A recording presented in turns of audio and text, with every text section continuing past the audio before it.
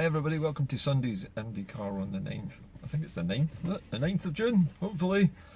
See if I'm right. Yes, the 9th of June, okay.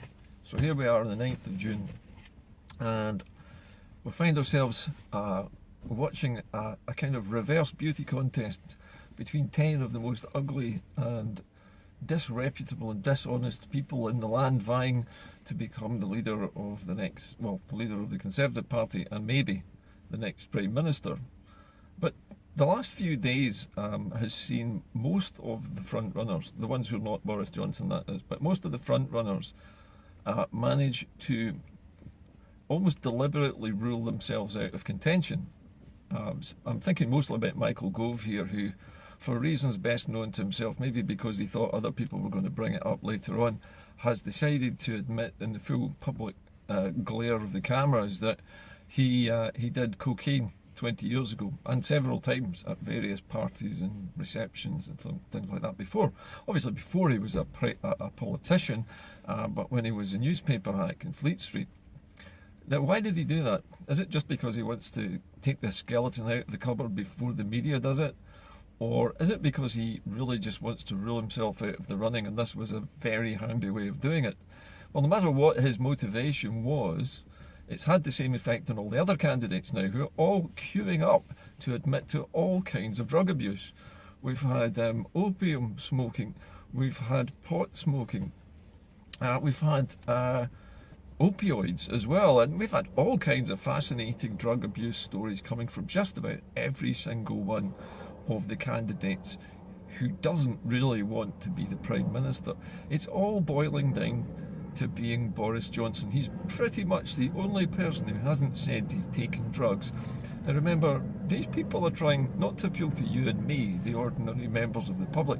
These people are trying to appeal to the old, white, retired, middle-class people, or upper middle-class people of the southeast of England, which make up almost the entire membership of the Conservative Party, and the only people who are actually allowed to choose the next Tory leader and, by default, the next Prime Minister, even though it's nothing to do with the rest of us. So, what is the one thing that these old, white, middle class or upper middle class people hate the most?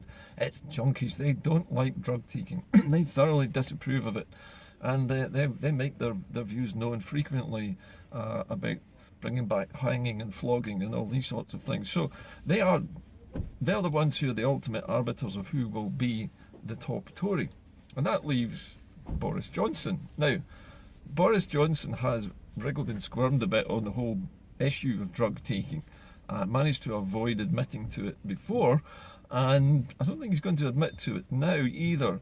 So that really just leaves Boris Johnson in the hot seat as being the favourite to become the next Tory leader and the Prime Minister. We've also had these various members of the Conservative cabinet lining up to come up with cockeyed, what should we say, campaign ideas. Now, these ideas are aimed at, as I say, about 120,000 middle-class old-age pensioners in the southeast of England. And so they've got ideas like, what was it, Michael Gove came up with the idea of a new type of VAT, but not VAT as we know it. Because we're leaving the European Union, VAT is no longer needed. So we can go back to the good old 1950s days of purchase tax, which is basically just VAT with a different name on it, and charge it at a lower rate, which sounds like a great idea. It means you can buy things and they'll cost less. That's if you can afford to import them in the first place, or if you can afford to manufacture them here in the first place. So again, another big vote loser, I think, there for Michael Gove. It's interesting also that Ruth Davidson has decided to back Sajid Javid, who's probably the least likely to be elected as Tory leader, simply because, I mean, he's not Mr. Popularity, and for some reason he was left off the guest list for the Donald Trump banquet.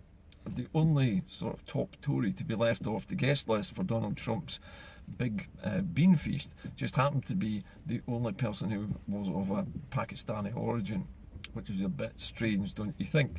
Anyway, that aside, that leaves us with Boris, right? So Boris is going to lead us to Brexit land. We've also had now that I think about it, Dominic Raab has been complaining as well and saying that he would prorogue Parliament. In other words, he would shut Parliament down before it has a chance to vote on a no-deal Brexit, and to stop it once again, in order that we can have a no-deal Brexit. So he's quite happy to throw the country under the bus in order to get a no-deal Brexit and to shut down what little democracy there might actually be left in this country, in an effort to make sure that the country is completely ruined and has no trade with Europe.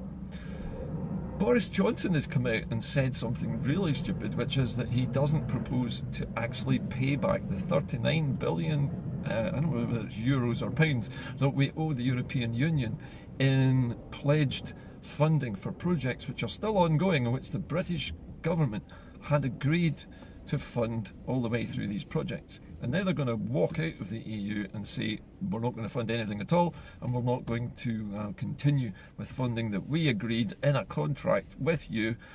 No, we're just not going to do that. And then Boris Johnson expects that in doing so, he's going to somehow induce the European Union, which up to this point has really just been sitting back with its arms folded, saying, right, what do you want? He is going to just piss them off with this, and then he expects to be able to renegotiate the backstop. The backstop is non-negotiable. I mean, what part of non-negotiable does Boris Johnson have difficulty with? The word non, which is obviously French for no, and negotiable, which is English for you can't talk about it. Non-negotiable, you can't renegotiate it. So Boris needs to go back to school and look at his schoolboy French. He can't do either of these things. So why is he even promising it? And why is he promising to annoy the European Union even more and to make sure that we don't get any kind of deal? There has been a lot of talk about exiting on WTO terms. Now, what does that mean? Exiting on WTO terms isn't a thing. It just means you leave the European Union, and the only way you can do trade with other countries is with the World Trade Organization, which has very fixed rules about how much tax each country has to charge on things like it exports and imports. The only trouble with this is that if Boris Johnson doesn't pay back the debt to the European Union, most of the countries in the World Trade Organization refuse to trade with the UK because they're a bad debtor.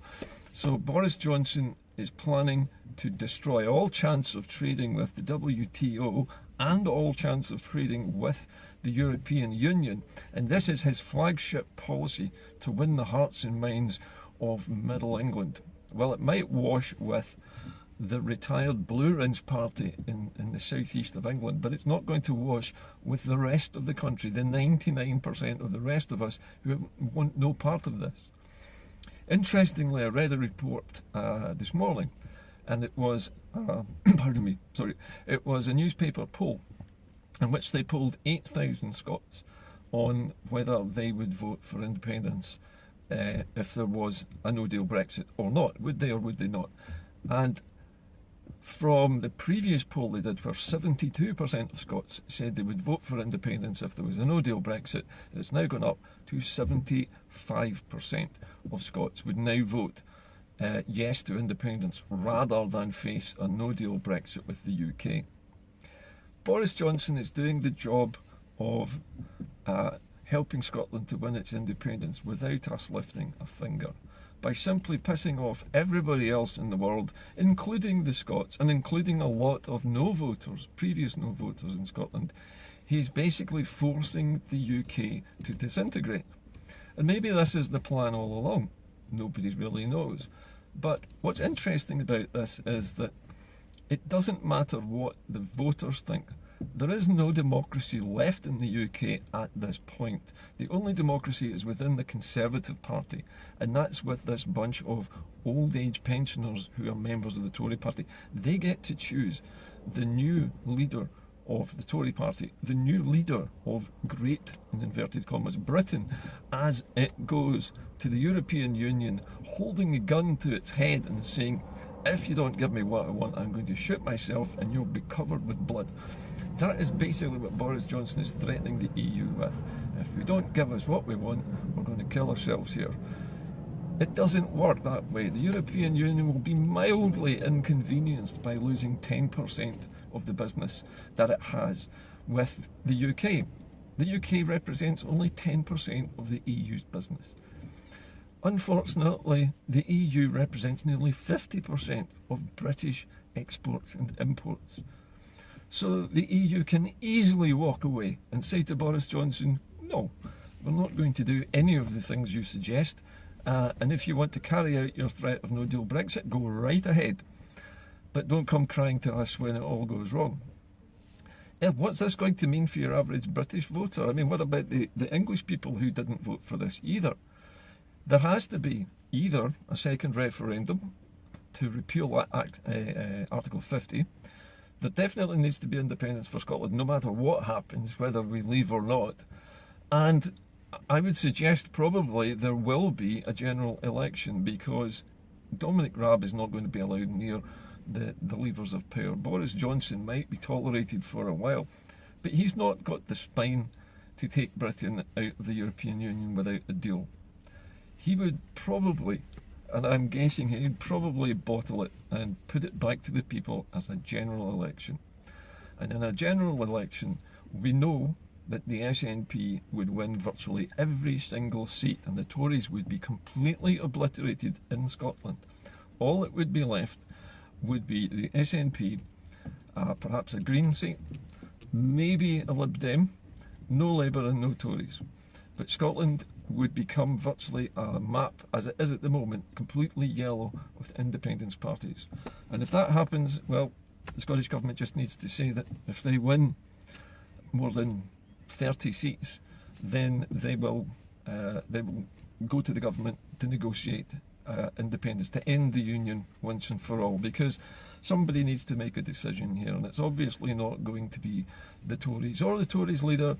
They want to abdicate responsibility, and maybe Boris Johnson is a patsy, maybe he's being set up to carry the blame for all of this. Mrs May has brought us to the brink. That was her job.